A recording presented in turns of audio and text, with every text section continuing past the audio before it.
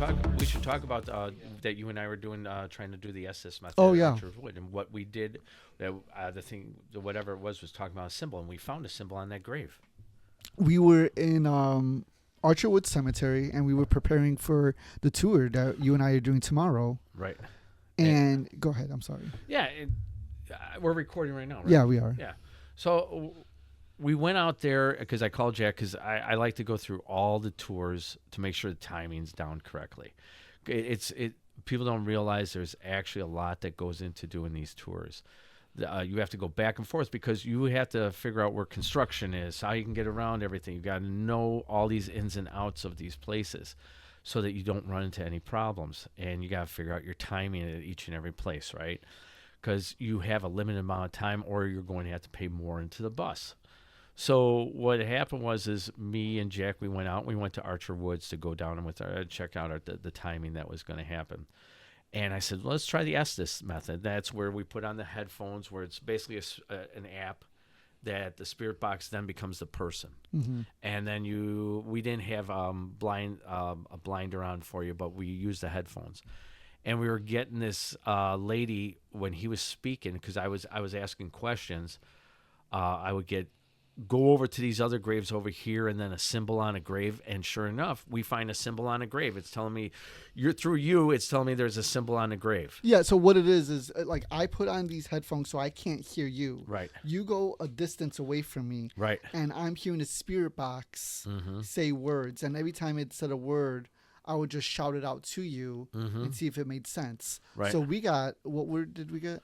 So to be honest with you, all I know is that we were looking for a symbol.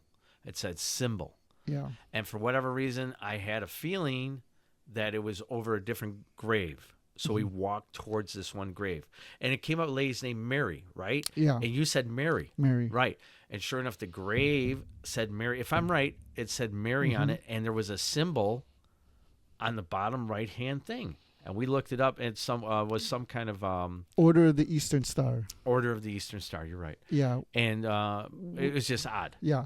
So Archer Woods which is one of our stops, and it's never really been put in the books. It's filled with shadow people. Mm-hmm. Every year when we go through there, my customers, our customers tomorrow, are going to be able to take pictures at night. And every year we get shadow people. Mm-hmm. Last year we got 2 were like this running through the cemetery. Yeah. And I was like, oh my God.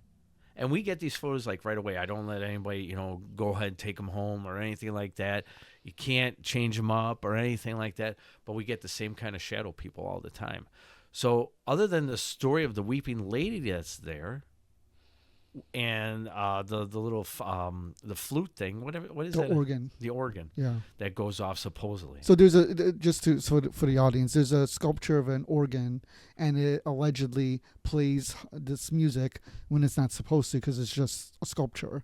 Mm-hmm. And then the other story is a woman is heard wailing or seen wailing as you exit the cemetery. Right. She's supposed to be at the gate of Archerwood Cemetery. So what's interesting, there's also a story, and we'll talk about it, of course, on the tour, is that in 1897, actually 1880, what happened is in 1880 over at St. James Cemetery, there was a young couple that was going to elope from St. James. They both worked for St. James at the time, otherwise known as Monk's Castle, right?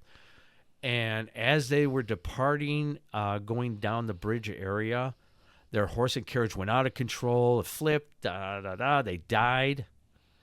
And then sometime later, in 1897, a guy by Mr. Looney and Mr. Kelly were musicians that day for a festival that they were doing for St. James. They were allowed to stay because they were having some drinks. They were allowed to stay on the premises, stay in this one area in the building, and they slept. But Mr. Looney heard galloping horse as they were leaving. And he went out there and he saw this galloping horse. And he said he saw a lady in a blue dress with dark hair. Some people say blonde hair, but some people say dark hair, okay? Because all these stories that we hear about, they always change up. Everybody changes them up.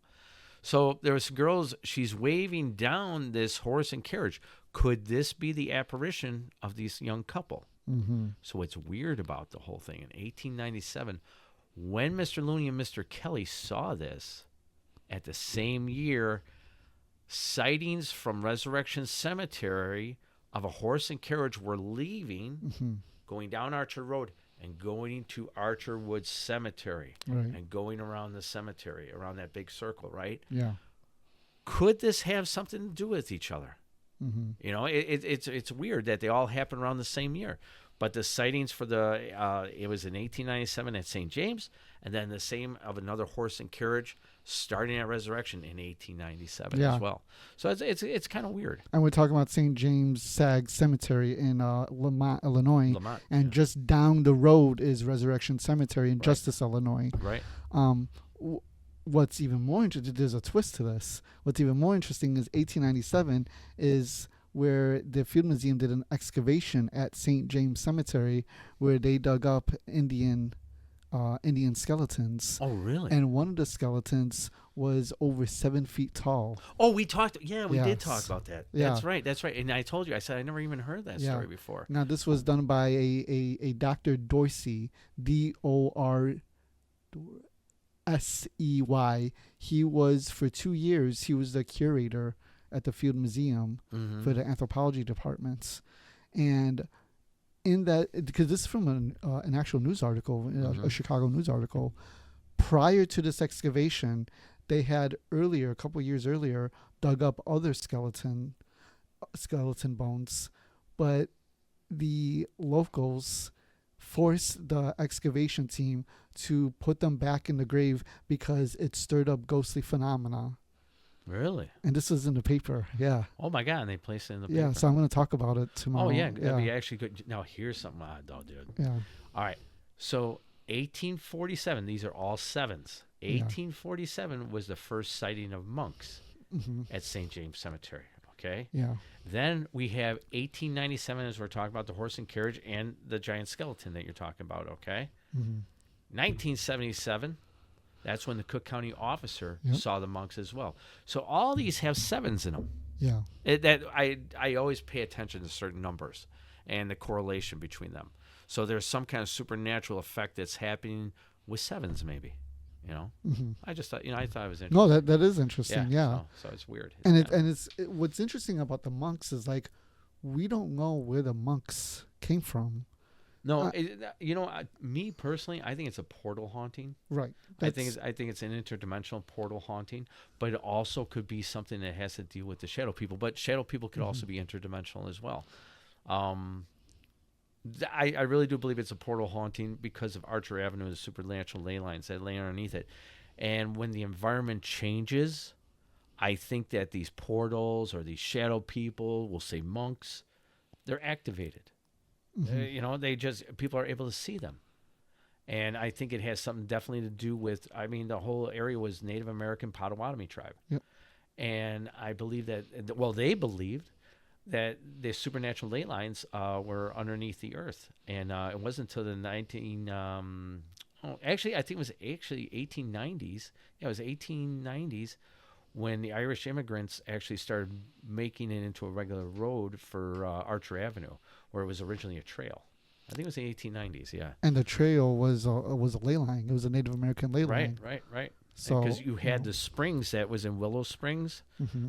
That's a water spring that still exists there. Yeah, it's called Healing Springs, right? Yeah. And supposedly that gave off some kind of supernatural energy as well.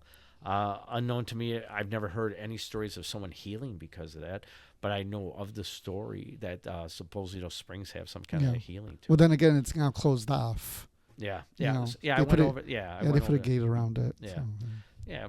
We can figure something out. You can always figure something out. just jump over. Hey, do what we do. But yeah, we got this, and we're going to be doing. They call it the Archer Triangle. Mm-hmm. It's kind of like the Bermuda Triangle, less disappearances, but a lot of paranormal phenomena take place there. Everything from multicolored orbs to ghostly activity, to a dog man, to alleged Bigfoot sightings as well. Mm-hmm. And real quick, I want to go back to Archer Wood Cemetery because Jimmy, you were here for this one. we were in our. I told you the story. I think. I tell this story quite a lot. I actually talked about this story over the weekend when I went camping because I went camping out in Oregon, Illinois this past weekend, Mm-hmm. and there was a bunch of people talking about like ghost stories and whatnot, and I like brought up that story, and they were all kind of just like, "Whoa." Yeah. You can tell it, but it was like super creepy, and that was when I first was like, I was the first investigation and I say investigation, but you get what I'm saying. But like, it was the first time I had done something like that with these guys, and like I didn't really believe in it very much. Yeah. But So this changed everything because I saw it like firsthand in real life, and I was just like, holy shit. it was me, Jimmy, Mike, and yeah, well, it was all four of us all together, and we were in Archerwood Cemetery, and we were actually, it was near. There was still a lot of light out, but it was like kind of nearing dusk. No, so I feel like what it was like totally fine out, right? And then out Mm-hmm. of nowhere, it started to get really dark and cloudy, like it was about to rain. Like Mhm. it was just kind of out of nowhere. Yeah. And there was like thunder and lightning a little bit, kind of in the distance. Keep in mind they can't hear you, the audience. Okay, Go. Go ahead. But so it was like thundering and lightning out, and then out of nowhere, it just got really dark. But you can still see pretty clearly. Yeah, I mean it's okay. I'm sure they can hear. Um, but then, so I was looking at like a gravestone, just randomly. I was just looking right at it. Out of nowhere, I see like a figure of like a ghost or whatever it was move from the left side of the stone all the way to the right of it, like with one swift motion, and then it was gone. At Archerwood Cemetery. Yes. All right, so I'm gonna have to repeat the story for the audience because they're not gonna be able to hear. all right, go ahead. But so it was it was four of us at Archerwood Cemetery, and we were sitting by the sculpture of the organ, and we were just kind of socializing. And Jimmy is looking in the distance, right? And he sees a white figure. Correct me if I'm wrong, too. You see a white figure. It looked like a person, like it was like a full human shaped Yeah. silhouette. He says a full human shaped silhouette. It went from one gravestone to another gravestone And then just vanished. real fast. Now, here's the thing, though. I saw that too, but I didn't say anything. Neither did I. I kept it to myself because I didn't think anyone saw that. Because everyone was looking for stuff, right? No one got anything because, like everyone said, that's the least. Like when you're looking for it, you don't find it.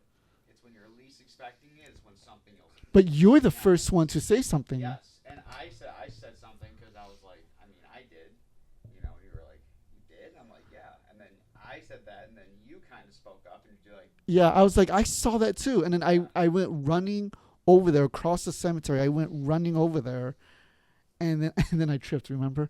And then and then I kept running, and I went to that spot, and there was nothing there. But it was weird. It was really weird. So and you said it was white, right? Yeah. All right. So remember, I explained this to you. Is my theory about shadow people is this? One of the theories I have is that due to the environment, their color changes. I think during certain things in the environment, they're going to look shadowy and dark. During times of the day, they're going to look white, the way that you're talking about. It's a theory of mine that I have that a lot of people believe that they're malevolent, okay? But maybe they're just apparitions. And due to different changes in the environment, it changes their color tone as you're seeing it. right. So, and I can't prove that. No, I can't. It's just a theory Sure. of mine. And because I really never felt anything malevolent. I saw these things on one of the tours I did. But I got 40, 50 people out in the night, right? Yeah. And I take them out there to that circle area. And I see this thing. And now I don't know if you've ever seen shadow people before, as in being there. This was the first time. That's why I said like I didn't believe in this stuff before. Like I was kind of iffy about it, but then I saw that, and then my whole mindset about it changed. Because I'm like, okay, this is real. Like this is actually a thing. So they usually move left to right and right to left. They never move forward or back. That's a good. Yeah, you're right. That is a good point. So when you see a shadow person, majority of the time, they never move forward or back. They're always moving left to right or right to left. And I saw this thing where those trees are, and it's moving, and it's going back and forth. And I'm like, don't say nothing. These people are going to freak out. They're going to start screaming.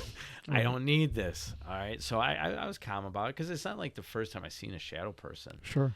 It's just that one of the things I've noticed is that they move left to right and right to left. They never move forward. They never move back. It's always side to side. Is it possibly because they're two-dimensional? I don't know. To be honest, I don't know. Until one day I capture one in a box, sit down with them, take them to Burger King. Yeah.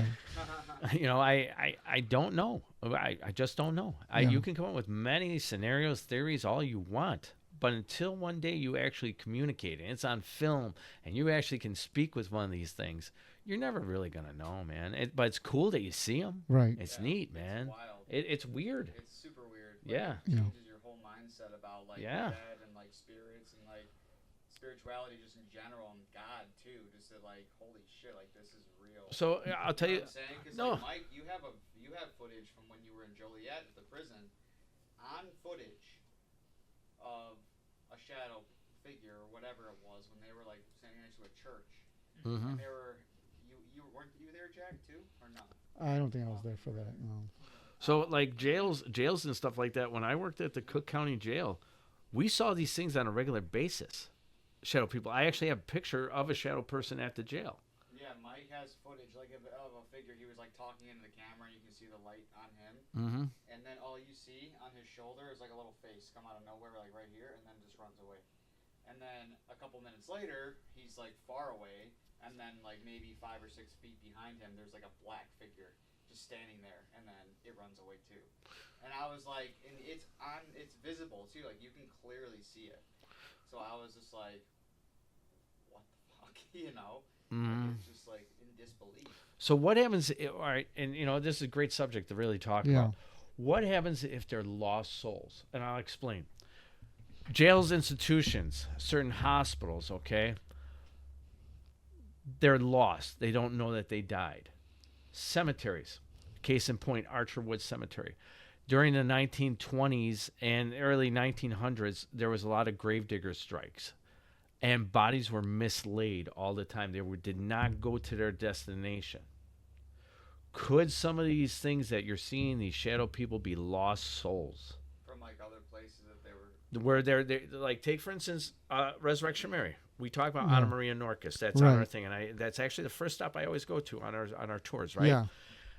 We go down to 111th Street, and we take them near St. Casimir. Now, you can't go into these cemeteries at night, and I know some people get frustrated about it, but that's just the way the law is. And it should be said that Anna Norcus is one of the alleged. She was 13 going on 14 years of age, July 20th, 1927. What happened is she went out to the Willowbrook, which was known as the O. Henry Ballroom at the time. in Willow Springs, Illinois. Going on for her 13th to 14th year of birthday, which actually she was born in September. But they were celebrating in July. And they went out there, they had a great time, And they had the tragic accident on 53rd and Harlem Avenue. And due to traumatic and dramatic things that happen to people, there's a thing that's called the ethereal umbilical cord. We're all born with umbilical cords. We've talked about this. When all of a sudden that attachment of the soul that's attached to the body snaps, that person who died of a traumatic or dramatic thing doesn't know they're dead. Okay? And so they kind of get lost. Mm-hmm. And all they have is this thought, those last thoughts. So it's almost like an amnesia thing, that they don't know that they're dead or they're not of that same plane as they were originally. Right, yeah. And when you don't hit the destination, they call it a lost soul effect, where it wanders, because she was originally supposed to go to St. Casimir Cemetery with her father, Augustus, her mother. Could something, because you weren't buried properly, does that make you still a lost soul? Take, for instance, jails and institutions, okay? A lot of people are doing time, like Crown Point Jail, okay? I'm going to tell you something. That place is very real in Crown Point, Indiana. Yeah. Lake County Jail in Crown Point, Indiana. When a soul is going through distress, a person is going through distress as they're living, and they don't think they're going to get forgiveness or any of that stuff, and they pass away. This is me saying this. These are my theories. Sure.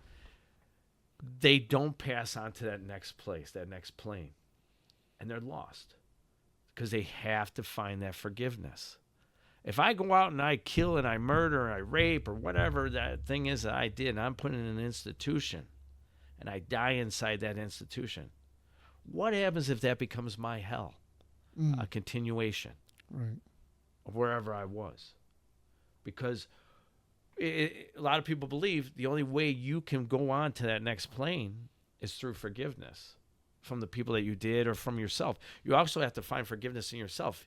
You have to feel the pain physically, mentally, and spiritually. It's like It's a butterfly. I mean, not butterfly. It's a ripple effect. Mm-hmm. When you drop a stone into the water, it goes out to everything, and it has an effect on everything, every person. And we see this a lot in near-death experiences. When people die, and their experiences a lot of times is them having to work out what they've done, before they can move on. Like I talk, one of the presentations that I'm doing this year is Miracles and Benevolence, and I did it at Sam's thing, right? Is it that? Do you want to go closer to? Yeah, I'm sorry. Is it that? Do we? Is it already something that's expected that like take for instance, you're talking about near death or reincarnation or anything like that? Okay, like reincarnation. Like some people believe in reincarnation. That we're always learning to get to that next level. Okay, so to get to that next level, is it already predetermined that we're supposed to feel these things and this and that to learn to move on, or is it choice? Is it the choice of the person to do that? This is a whole can of worms. I know, right? Yeah, no, it's the whole idea of predestination. What's his name, Rob? What's guy? Calvinism. Oh, okay. John Calvin. John Calvin. He was a Christian preacher that his main thing was predestination. The idea that it's already set in stone whether you're going to go to hell or heaven, depending on. Right. Like take, for instance, the Mary Alice Quinn story. That is my favorite story about a young girl who died at a very early age, about 13, 14 years of age, was really only supposed to live months into her life and had like a really bad heart. And is it already predestined for this story to happen, for people to get faith, to people to believe in something bigger and better than them? Are people supposed to sacrifice themselves physically, mentally, spiritually, so that we can all learn? And that by that person doing on that, they help them learn to move on as well. Yeah. One of the stories about that was, when I talk about predestination, is she tells her mom a couple of years before she's going to die, she's in the kitchen with her mom, and I told this on our tour, is that she told her mom about death. And the mother asked her, please don't talk about death. I want to talk about it. And she said, Mom, I understand. You're my mom. I love you. But I am going to die, and it's going to be very soon. But I do promise you this. On the day that I die, a bright light will shine upon your face. And that'll be my thank you to you. Yeah. On the day that she died, which was a dark, dreary day, and it's all documented, a bright light shined upon her mother's face. Is that predestination? Is that choice? Did she choose to want to do that?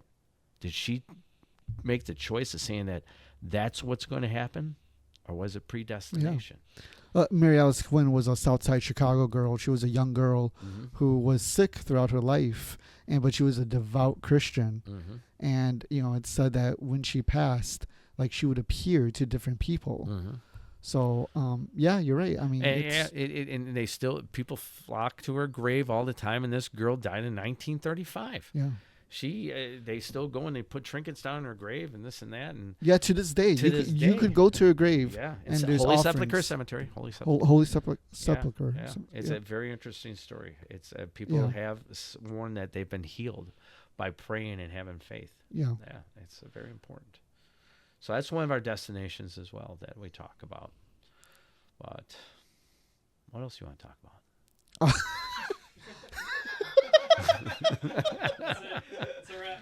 Yeah, it was you know fun, what? Neal. Let's get deeper, man. I'm liking the way this direction's going today. Yeah, let's get deep. Let's pull out the marijuana. Oh and, yeah. and let's smoke. Oh. Grab a big doobie. I'm fucking down for that. Dude. Get deep. I like that. We'll have deep conversations. And, What's the craziest drug mixture you've ever done? I've never done drugs. I joke about it. I joke about it. I've never done any drugs in my whole You life. said you were a police officer, correct? Yeah, I worked in I worked in no, you know what? If I even before that, I was never interested in drugs, man. I never. Neal, face this way. Yeah, I had never had any interest in drugs. I never had any interest. I joke about it, and only because of the people that I've met. You learn a sense of humor from seeing the things that I've seen in life. So you start to develop a sense of humor. Okay, so I'm gonna come up with That's two what two drug combos, and you tell me the name of that. Okay. Okay. But I just told you I don't do drugs. Yeah, but you were a cop, so you know the terms. Right, okay. You think so. What's a combo of heroin and coke? Speedball. Oh. Ding ding ding. So we used to, man. Mike, what was that look? So What was that look? No, I want you to explain. Hold on. So let's actually talk about drugs for a second. Okay, And the yeah. supernatural and the paranormal, right? Yeah. That's interesting. It's actually a very interesting subject. How some of these drugs. Mary Allison was not on drugs. No, she wasn't on drugs. She wasn't on drugs. How is it that people start seeing things and they're able to be in contact, or what they believe to either be aliens, or they believe that they're talking to something supernatural? What was the name of that project that was in the Army? A project. I know you know alien stuff better than I. Was it? No, it wasn't Blue Book. No, it's where they were. I know Steve does this stuff. The stuff. conspiracy one. Yeah, it's where it was like a mind control. Oh, What was MK it? Ultra. Yeah, MK Ultra, right? Yeah. So that they gave these guys a certain drug, and I forget what LSD. it was. Yeah. Yeah, it was LSD. You're right. And they gave them at high doses, Uh-huh. right? Yeah. And these guys were making contact with supposedly aliens, Yeah. but some were freaking the hell out, man, right? Yeah. And they got sick and they died. I believe they died. Some So, some of them. yeah, and they So went what's crazy. fascinating about this is there was different factions within MK Ultra. The one that I find the most disturbing is when they would drug people unknowingly. And some of them were high-ranking government officials that they were doing it to. And what they would do is they would have them come into these meetings, these formal meetings, not knowing that their drink was spiked with LSD. So they started tripping in the middle of these meetings, Wow. hallucinating. Yeah. It's insane. And then, of course, they also did it to inmates and, other people. But it's nuts. Yeah, You know? but can certain drugs actually open up? Like, take, for instance, people who are on their deathbed, right? Now, a lot of people who are on their deathbed, they're given morphine, okay? Are certain ones of these drugs causing these hallucinations? I actually did a thing at one of the hospitals recently, to do a speaking thing at a hospital about apparitions and ghosts and paranormal and supernatural in hospitals. Is that, could it be because certain people have cancer and this and that their brain, certain chemicals are changing, they're given a different change in their brain, which is causing these hallucinations? Maybe they're not spirits at all, but maybe it's a chemical imbalance that is causing people to think, I'm seeing an angel. I'm seeing the death angel. I'm seeing my mom and this and that. But could it just be something that's chemically inside of us and then it's activated because of the chemical influence that a lot of these people who are on their deathbeds are getting? You're probably familiar with the pineal gland that we have right here, what they call the third eye. Third eye. And it's interesting how ancient people called it the third eye when they weren't familiar with anatomy like we are. And the third eye is where the pineal gland is. Pineal gland contains DMT, dimethyl. I don't know the scientific name. No. But DMT, when we die, the DMT releases. What do you call it? What does it release? Little DMTs. I don't know. So there's these little DMTs. Yeah, and DMT is what causes hallucinations. Right, And right. you could find this in nature as well. So when you take in DMT, you hallucinate. So it's like, is it the, what came first, the chicken or the egg, right? Like, are we seeing these spirits, angels, demons because they are external forces, they are out there in reality, or are we seeing them because it's coming from the DMT that's in our heads? Yeah, I agree with that. It could it be And like, I, take for instance. All right, I've always thought about this. All right, take for instance when we die. Okay, that supposedly there's some kind of activity that's still going on in the brain. I guess there's still some kind of weird activity. What happens if it's such a dormant activity that's going on in the brain when we die that we've reverted back to? It's almost like a dream, but that becomes our heaven or hell. right. And then after time that you're laying in the grave and your body's deteriorating and this and that, slowly that world starts to enclose more. And then it comes to non-existence. What happens if, and these are theories, I believe in a soul and I believe in a spirit, but I'm always open to theories and ideas. Like the idea is that when you die, right? Could they be right? And that your heaven or your hell, your existence is still in the brain, that they're not getting that enough activity, but there's still some kind of activity going on in that brain until that body completely deteriorates and is gone. Could there still be activity going on in there? And then you're still living in something like that. Because we live in a dream state when we go to sleep. We live in a REM sleep, right? Yeah. So why isn't it that something like that couldn't exist as well? I mean, it could I mean, be, I right? try to think of all these different weird ideas. I mean, theories on things. Like, because I listen. Like, take for instance, I've talked to people that they believe that when you die, right? And me personally, I don't believe that. But what happens if part of that's true is when you die, but you still have brain activity? Yeah. I don't know. But what do you think happens when that brain activity ceases? Then, like I said, everything just encloses. Like all the walls just drop. Everything's gone, and then slowly it's just. Zzz. But what happens to Neal Gibbons when? Maybe he doesn't exist anymore. No. But I don't believe that. That's the thing, is I don't believe that. Because like I tell you, and I'm a person of faith, and I believe in certain things.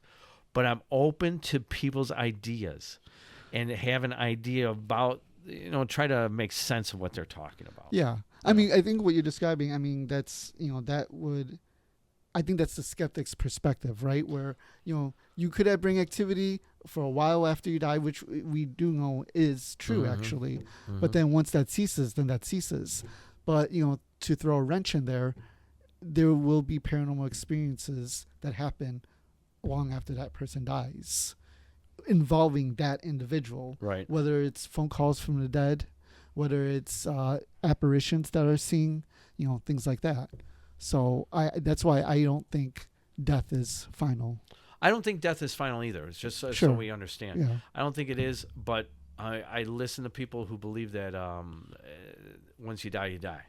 Could their idea be the idea that I'm talking about? Is that, there's still some kind of physical thing that's going on in the brain, or electric thing that's going on in the brain, that there's some activity. Yeah. Maybe.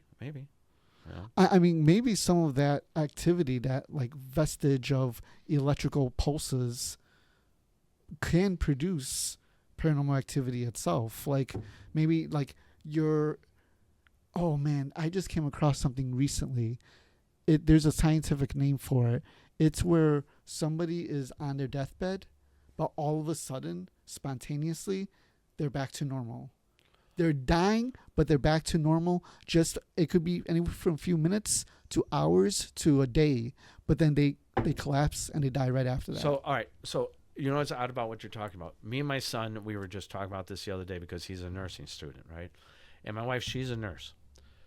And I've seen this from family members, as well as heard about these stories. Say somebody's got cancer, or they're on their deathbed, but that one day they're up and they're sitting up and they're full of life and this and that. But nurses and doctors have always known the minute that happens, within the next 72 hours, that person's going to drop dead. It's like that last burst of energy that you have. Maybe it's like your last goodbye.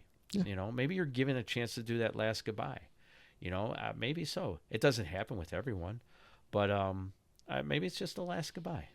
And what we're talking about with the last bit of electrical pulses, maybe that's when something paranormal or psychic happens when you're 6 feet under and there's a little bit of brain activity left. That little burst of energy will come out and communicate with a loved one. One last goodbye. Right. No, it's like a psychic type thing, where like they can, like it goes back to, all right, so when my mom died about 8 years ago, right?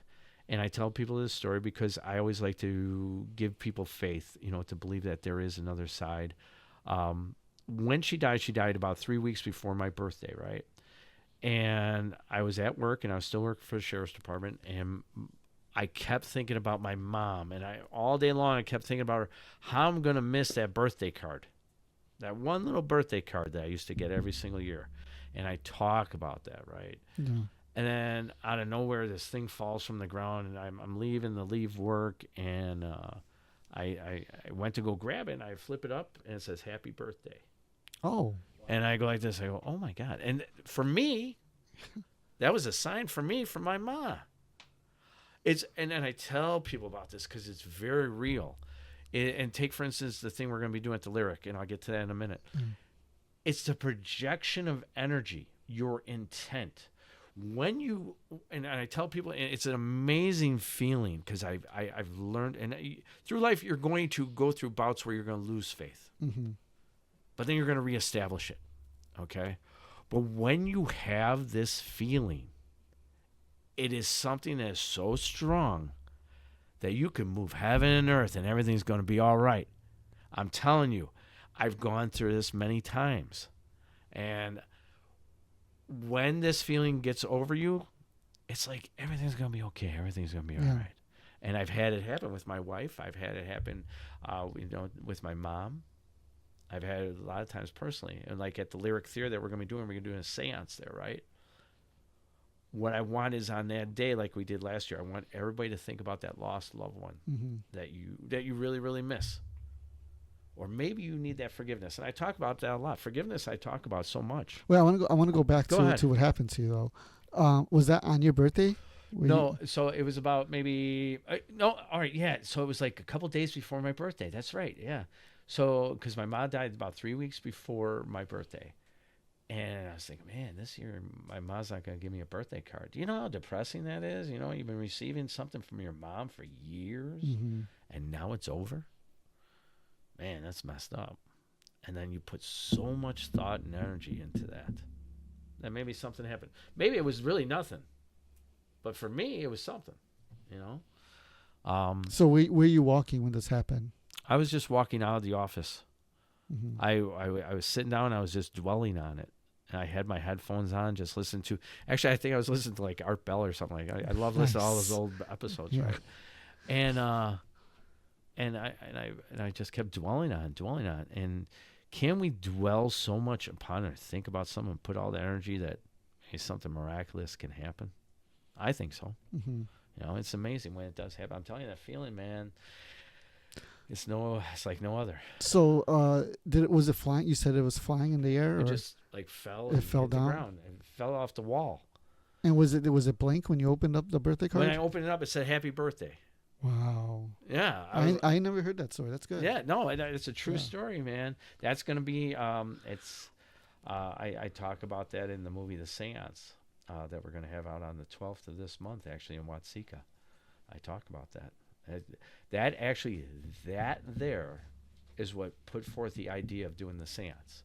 Oh, that's interesting. Okay. Yeah, that's actually, and it's so weird how all that came about of doing that movie last year is that I reached out to Larry Eisler and a couple of years ago, and because I kept bothering Larry because I kept telling him all my crazy ideas, right? I said, I got an idea to make something. I go, "Do you interested?"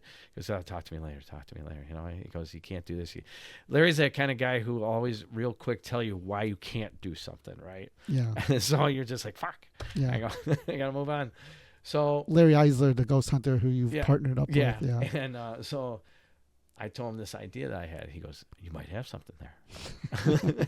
He goes, "I'm interested." He goes, "Let's talk about it." So me and Larry, we talked about it.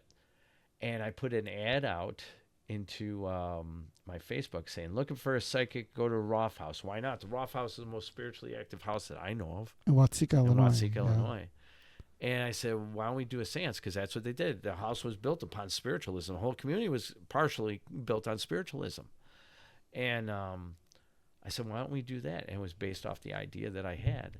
And when I put out the ad, I actually had Diet Renee in mind. In mind. The psychic Diet Renee. Yeah. She gave me a phone call. Wow. She answered the ad. She was the second person to answer the ad. Now, here's where it gets weirder, dude. I find out that her and Larry are best friends. Mm-hmm. Yeah. So I'm like, this is weird, man. So she answered the ad. She agreed to what I was going to do and how we were going to do it. And then we just made it. You know, it's so weird sometimes how things just work out the way that they do. Yeah. It is. No, that's I think that's a good combo. You, Larry, and Diet. Mm-hmm. I mean, I'm really glad that you guys found each other. Yeah. Well, actually, we actually filmed an investigation, but there was so much film done that we're going to come up with a part 2 to this thing. We're going back to the Roth House again. We're going back to Roth House again to finish it up. Yeah. I have you guys investigated the Rough House, Mike? I don't. I know I did. I don't know. Where is it located? Watsika, Illinois.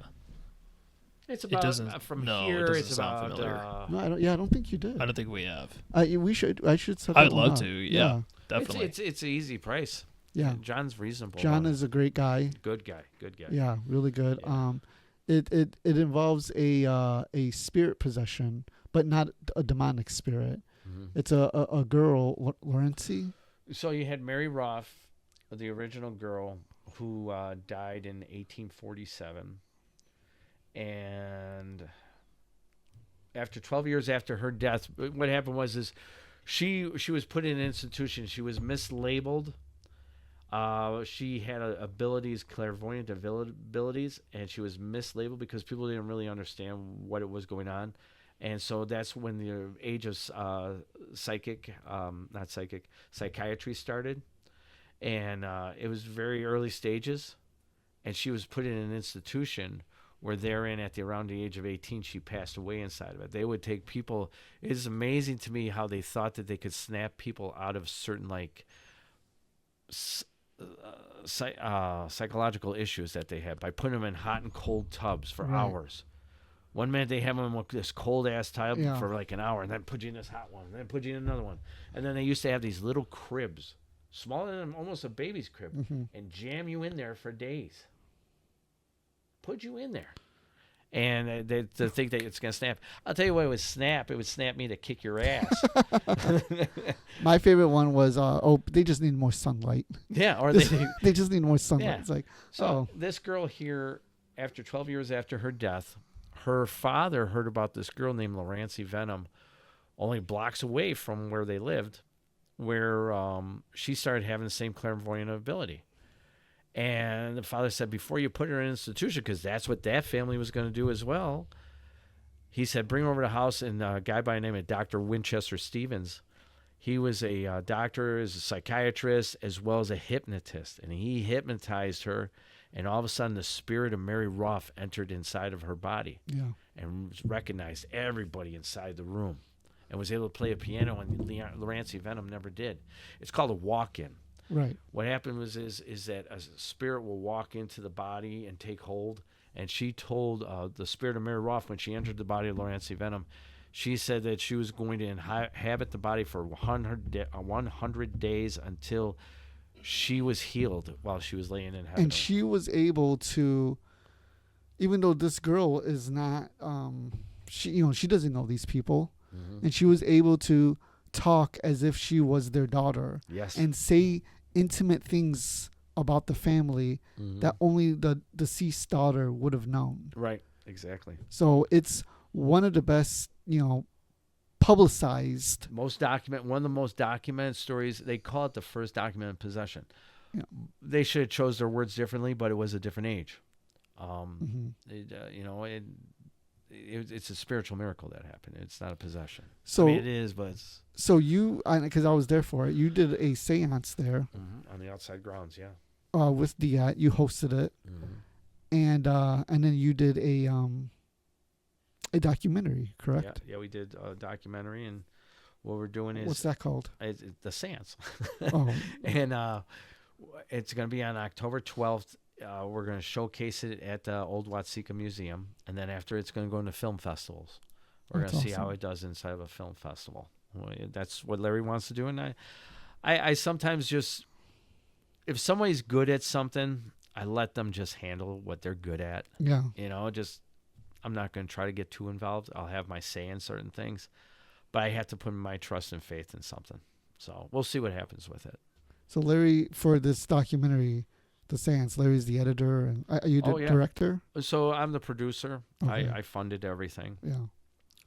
I have my say on certain things, but no matter what, it's by his style, the way he wants to do it. There's a certain thing that I told him, no matter what I want in this movie, Yeah. I go, it has to be. It's to really understand this. Now, does this documentary, it covers the history of the Roth House? Somewhat. All right. So what's weird about this whole thing is that house there, that property, which was originally owned by Ace Roth, he built that house. And Dorothy Roth lived there, the mother. And they had a family. But then it went through 3 different timelines, as well as some people used to live there every now and then for like 3 to 5 years, right? There was a judge by the name of Judge Raymond who was the next owner of the house. He had a very strong timeline that he lived there. And supposedly he wasn't the nicest dude in the world, right? Mm. He had a stepdaughter. Oh my God, why can't I think of her name? She was an aviator. And she was a very strong, determined woman, in her time. And she left a very strong impression inside that house that actually John Whitman, the owner, he had something happen with him. He got the spirit came through. Yeah. It was really weird. And when you go in that house, every now and then, it doesn't happen every single time, you'll hear a girl say, "Hi, how are you?" Mm-hmm. Especially down in that basement. You'll hear that girl's voice. I had a group down there, and she goes like this, "Hi, how are you?" I'm like, holy smoke. I go, dear Lord. Everybody's like, but it was cool. Yeah. But we'll have that out on the 12th. So, and the Watsika, it's at the Watsika Museum, which is only a couple blocks away from the Roth House itself. Yeah, it's only 4 blocks away. Yeah. Yeah. So people can go to the Roth House if they want, to do like a walkthrough if they want. I'm sure we'll be able to do something. But it's only $10. We're only charging $10. None of the proceeds go to us. It's all just money for entrance for the film festival. That's all it is. I'll buy you a box of popcorn if you want to. What the hell? And so the documentary, you said that you're doing a presentation. What's the presentation that's coming up? Well, I actually have a couple presentations. I have the Lyric Theater, where I'm going to talk about all the hauntings in Chicago. We're going to do the Estes method with Larry Eisler. Jacob Mayfield's going to be there doing tarot. The magician, yeah, the mentalist.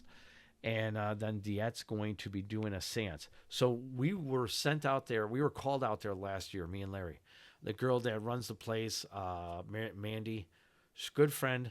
She said, "Neal, can you check out this place?" She goes, "For whatever reason, we got a lot of activity inside this building." And sure enough, we got stuff. Unknown to me what it really is. So I said, well, why don't we go a step further? Let's do, it was originally, the first one we did was called Spook Easy. This is Spook Easy 2 called The Seance. It's a $25 ticket.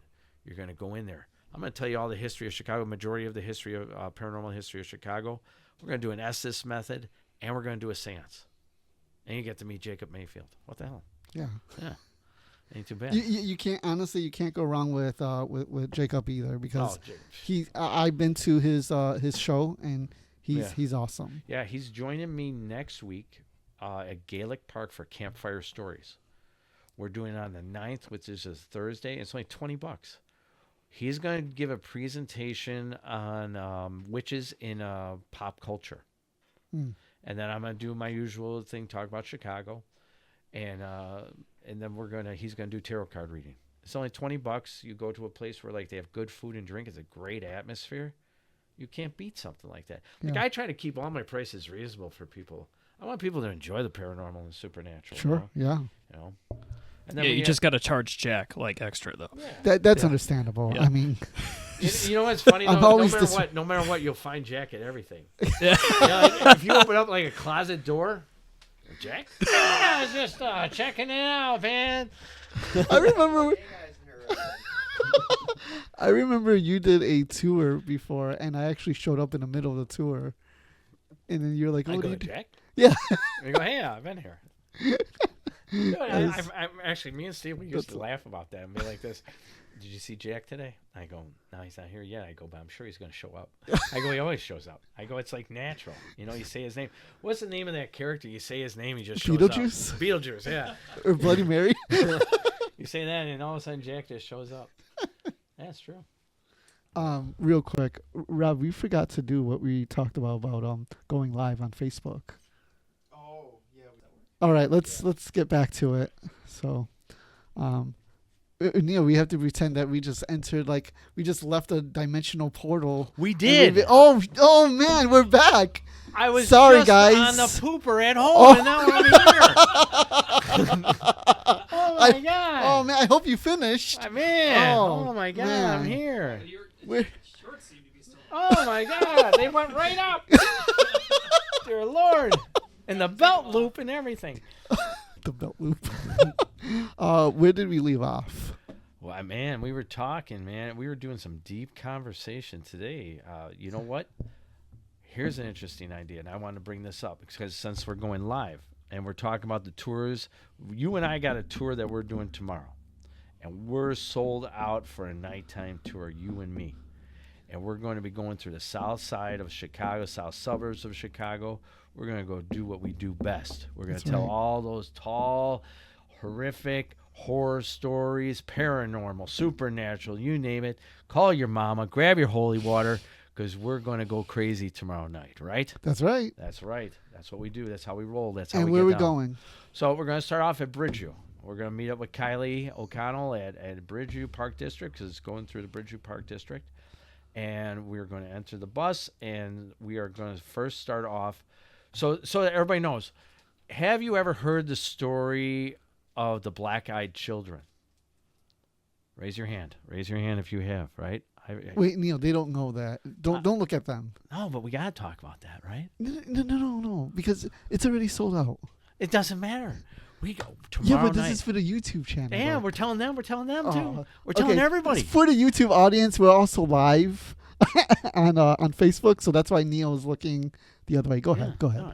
So tomorrow night, we're going to start off by trying to summon the black-eyed children. I have the frequency, or possibly the frequency, to be able to do this. And we're going to see what happens as we're going throughout the night. Maybe That we'll doesn't bump in- sound dangerous, No, not at all. but I'm excited. I'm excited. But yeah, we're going to start off tomorrow, and we're going to have a good time. We're going to go to Archer Woods. We're going to go to a couple other cemeteries. We're going to go to Chet Smelly Lounge. We're going to do an Estes method at Chet Smelly Lounge tomorrow night. We promised it, and we're going to go through with what we're going to say. I'm going to talk about some of the ghost stories at Chet's Why don't Melody. you tell us which ones we're going to talk about? We're going to talk about the ghost Ben at Chet's Melody. Yeah, in the basement. in the basement. Are you asking me to tell the story or? No, don't. Come on now. We're just putting out titles. Oh, where I'm going. Yeah. Or what? Sorry, what story I'm talking Don't about? give away too much, dude. So it's sold out. It's sold out. So Chet's, I'm going to talk about. I'm also going to talk about Maple Lake, Mm-hmm. and I'm going to talk about what was the Sacred Heart Cemetery. Sacred, the werewolf boy of Sacred Heart Cemetery. Oh, and Or the Feral Boy. St. James Sag St. Bridge. James. We're going to Yeah. be talking about St. James Cemetery, otherwise known as Monk's Castle. We're going to be talking about all those fun things. I love doing this every year. Man, people don't realize how I put so much work into making sure that we can make you as entertained as possible. Like I went through all new videos and stuff like that, blended all these other videos in there to make sure that everybody's going to just have a good time with you and me. What I'm excited about is I've been on several of your tours, and it's always awesome. Thank It's you. the first time I'm actually co-hosting with you, so I'm really excited about that. Right. We tried it before. It didn't work out. We tried a thing where it was a half and half tour, and it just It just didn't work out. That was Neal's fault. Go ahead. That was Neal's fault. That was Yeah, Neal's that's fault. You know? Neal's. But you see, I come up with all these crazy ideas. You know why? It's because do you know how many people actually come up to me, Neal, can you do this? Neal, can you do that? So I say, all right, I'm going to do my best to do what I can for you, the customer. You know, so I always try to come up with something new and different. But it's not like you can. You got to just do your best to give them the best entertainment that's out there for it. And you and I are going to have a fun time tomorrow. And my regular season starts off on the 10th, October 10th, which is a Friday night. It's out of Bourbon Street, 115 Bourbon Street. We'll take you on a 4.5 to 5 hour tour throughout the night, telling you all the stories and videos, music, this and that. We keep it upbeat all night long. That's October 10th. Starting October 10th, but tomorrow on the 3rd starts you and me. Yeah, that's you and me. We're glad it's sold out. That's going to be exciting. Then after that is October 10th. You have more tours in the South Side Chicago. Mm-hmm. Are you hosting that one? All right, so the Southside Souls one is on the 19th. I got AJ True Crime, and I have Mr. Chicago himself, Tony Sabowski. They are going to be doing a daytime tour. Now, this daytime tour is going to be a little bit different. It's not just about the paranormal supernatural. It's about the spirits of Chicago that helped mold Chicago. Of course, there'll be stuff about paranormal and supernatural. But we're also going to talk about like the original resting place of Al Capone. We're going to take you there. Mm-hmm. Okay? Everybody goes, oh, he's buried at Mount Carmel. Yes, he is. But he was originally buried at Mount Olivet Cemetery. Right, they moved him in 1947. Yeah. And a lot of people don't know that. So we're going to take you, and AJ and Tony, and I'm there to just work the computer. That's it. But I am going to tell the story of Mary Alice Quinn because I always love telling that story. Sure. So there's going to be supernatural stories, but we want to have a deeper dive, a deeper thought of the spirits that helped mold Chicago. Well, I think that's really important because Chicago was a place of industry. So the stories of Chicago are important in order to tell the supernatural tales of Chicago. Mm-hmm. So yeah, I think that's awesome. Yeah, and a lot of people got to realize is that through a lot of these dramatic events that happen, a lot of Chicago hauntings are from these timelines that cause a lot of these hauntings to happen. And I talk about that. I'll be talking about that on the bus tomorrow night, and I'll be talking on for the rest of October. And then I also got Tony. He is doing our first time for Graveside Paranormal is a North Side tour, Phantoms of the North Side. I always wanted Tony to be able to do one of these things for me, and he's going to do this one. And him and Jenny are going to go out there and they're going to do it Graveside style. What is that? What's Phantoms of? Phantoms of the North Side is basically all the ghost stories from Valentine's Day Massacre, Couch Tomb, Congress Hotel, and if you go to the website, you'll see all the other stops that he's going to be doing. And all the videos, I built videos for these ones. I built music for these ones. It's going to be very entertaining. I want you, the customers, this Halloween to have the best Halloween you possibly can have. Yeah. And then we got other events going on as well. In Blue Island, Illinois, on the 30th, the Lyric Theater. Beautiful theater, ladies and gentlemen. You're going to come out there, and we're going to do a seance in this theater. Only $25. I'm going to talk about the history of Chicago. Jacob Mayfield's going to be out there doing readings. There might be another person as well. Larry Eisler and myself, are going to be doing Estes Method. And then Diet is going to be doing a seance to discover why is the haunting going on at the Lyric Theater. We want to have a deeper dive on that one. Find out why it's haunted. So we're going to be doing that. And then actually next Thursday, I'm doing Campfire Stories with Jacob Mayfield for $20. Jacob's going to be talking about the history of witches in pop culture, which is interesting. I've never even heard something like that. And then I'm going to do what I do, and he's going to be doing tarot card readings throughout the whole thing. And where is this at? This is at Gaelic Park. Okay. That's right behind Bachelor's Grove Cemetery.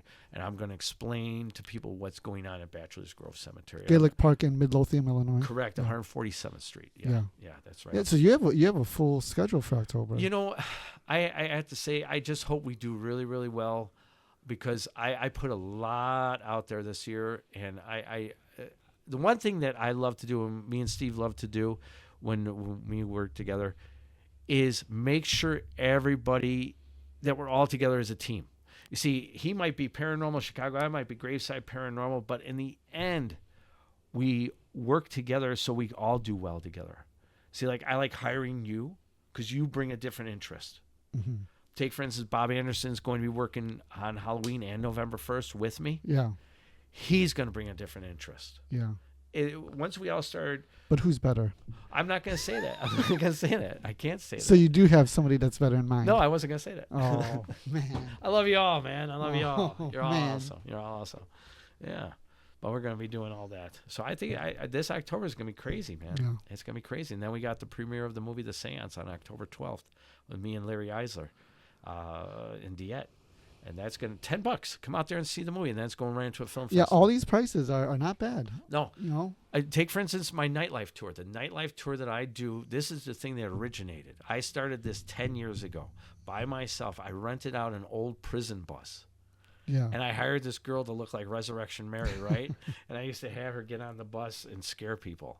And it's molded into what it is. But our nightlife tour is $55. And you go out for 4.5 hours. We go to bars and restaurants. You have a good time. Yeah. You know? That's awesome. So you can't beat that, dude. No.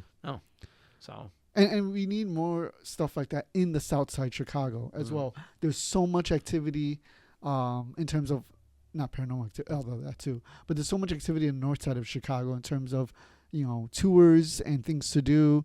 The South Side, that's why I'm so glad that you are on the South Side, because we needed that. We needed that in the South Side, and we need these stories to be told. Sure. And, you and I both know these stories. And actually, there's things that you know that I didn't know. Like you were talking about that skeleton. Yeah. I didn't even know about that story. And that's the beauty of doing what we do, is that there's always another story. You can have all these, you can go over all your homework. Like I have a file on all the haunts of Chicago. Mm-hmm. And I read over it every year to make sure I'm on point, right? Yeah. Because I don't want to mess up.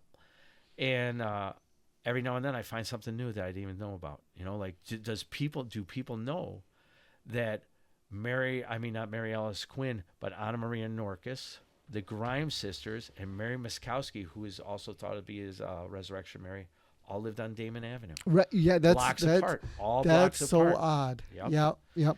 The Grimes sisters. What year was that? 1956-57. Yeah. They started December 28th, 1956. They found the bodies, I believe it was January 18th or 20th, 1957. Two little girls. They went to go see an Elvis movie in Brighton Park, which is a neighborhood in Chicago.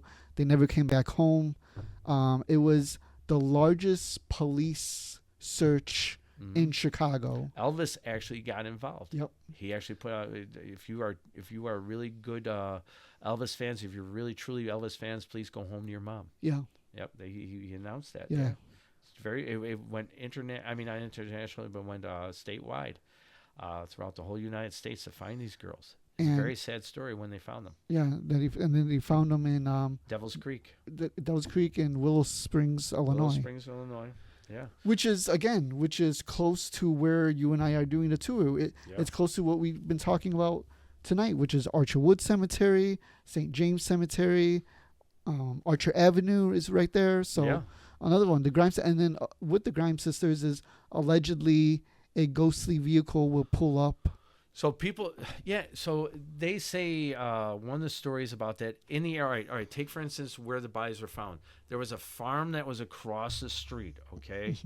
And supposedly they would see orbs around there, and they would hear a car, and they would hear a splash into the water, because that's how they found the bodies. They found Barbara and Patricia Grimes naked in Devil's Creek, okay, off of German Church Road. And they talk about how across the street at this one house that was, I think, partially a farm. You can't get inside of it. It's no trespassing. That they said that they've seen orbs inside there. Something about a fire, and you can hear a car, and then it speeds off. A phantom car. A phantom car. Yeah. I've heard that story as well. It's just so amazing, this whole Chicagoland area. And I'm not saying that we're the most haunted city, but damn, man. We got a lot of them. Yeah, there's a lot of coincidences. Like you mentioned, the whole Damon Avenue. I've talked about that with our mutual friend Tony Zabowski many times. They were all within blocks of each other. Yeah. So Unrelated tragedies, Mhm. but all of them having a ghostly connection to them. Right. Mary Berkovi, 4611 South Damon Avenue. Mary Miskowski was on there on 43rd and Damon Avenue. The Grimes sisters were something like 35th. I think it was 35th in Damon Avenue. It's just amazing how a lot of these stories that we talk about today all came from Damon Avenue. Yeah. It's odd. Yeah. It's freaking odd. I used to live right off Damon Avenue. Did you? Yeah, I really did. And then you were spawned. And See? Little demon child. Yeah, it's true. It's true. well, speaking of Demon Child, we have. I know we're not going there, but Hull House with the Devil Baby. So Tony's taking people to the Hull House. Okay, so he's doing Yeah, that. he's Okay. doing the Hull House. Do you know I've never been to the Hull House? Really? No, I swear to God, I've never gone to the Hull House. Why? I don't know. To be honest with you, I don't know. Hmm. Eventually I do have to go there, find that little devil baby. Yeah, You know, it's funny with these people is like they don't allow anything ghostly in there, except if like. But there's these YouTubers, Sam and Colby, that like dished out like thousands of dollars, and then they were allowed in there. So Oh, money will talk, dude. Believe me, I know. I know money will talk. yeah, So, take for instance, Resurrection Cemetery. Okay, right. we talk about the story in 1976, 1977 about an apparition of a young girl in a white dress at the gates of Resurrection Cemetery, and a police officer goes by and he sees her on the inside of the gate, and when he comes back, he doesn't see her anymore, but he finds these dainty fingerprints inside of the gate, right? Now, again, to what you're talking about, how they won't let people in. How is it that right now those two parts of the gate are missing? Mm-hmm. If you don't want to bring any attention to talking about the paranormal supernatural thing that happened with this girl holding onto these rotted bars, why do you remove them and never put them back where you keep the conversation alive? Right. If you don't want people going there, why do you keep the conversation alive? Yeah. And who's in charge of that? I'd like to talk to them.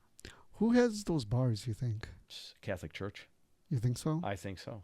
I don't think somebody was able to do that on their own without getting caught, because I'm going to tell you, that cemetery there is one of the most guarded cemeteries, I think, in Chicago. Oh, we've taken tour buses there, and they tell us that you Get out of here. Yeah, you got to get out of here. Man, it's one of the most beautiful, but one of the most guarded cemeteries.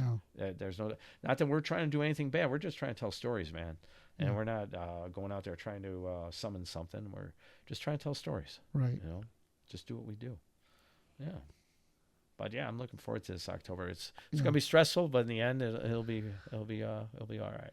Yeah, no, well, it's always fun, you know. It's always fun, and I'm glad I'm doing it with you. Oh man. So, do you wanna give us one last time the dates of everything? So starting next Friday the 10th and the 11th, and every Friday and Saturday after that, out of 115 Bourbon Street, we are going to be doing the nightlife tour. This is this tour that started off everything on the south side of Chicago. This is my original tour. On the 9th, on October 9th, I'm going to be at Gaelic Park, Campfire Stories with Jacob Mayfield. I'm going to be on the 30th at the Lyric Theater with Larry Eisler and Diet Renee for The Seance. We're going to be October 12th for the film The Seance in Watseka, Illinois. And on the 31st and the 1st, our last two, Friday and Saturday, Bob Anderson from Bob After Dark is going to be my co-host for our last two tours. Really looking forward to a lot of these things. Bridgeview, we're doing the show Miracles of Benevolence, which is, the 16th. So we're going to be there as well. So we got a lot going on. Go to gravesideparanormal.com, go to Halloween events, and you can see everything. If you want to hit me up, just go to Neal at gravesideparanormal.com. That's Neal, not Neil. It's Neal at gravesideparanormal.com. Oh, and Double Dead Tour. Did I tell you about the Double Dead Tour that we're doing on October 31st, Halloween?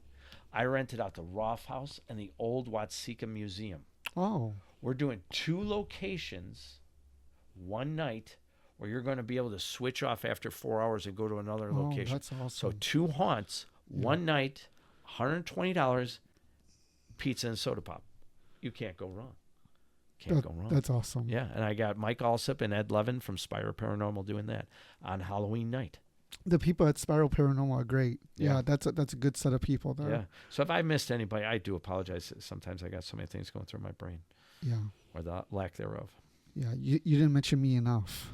No, not Jack. No, but that's Who's going with me tomorrow? Oh, you are, man. big boy. Oh man. Neal, thank you for coming again, and we're gonna have you soon. And what's your OnlyFans, Neal? What's your OnlyFans? What's your Big lovin'. Big lovin'.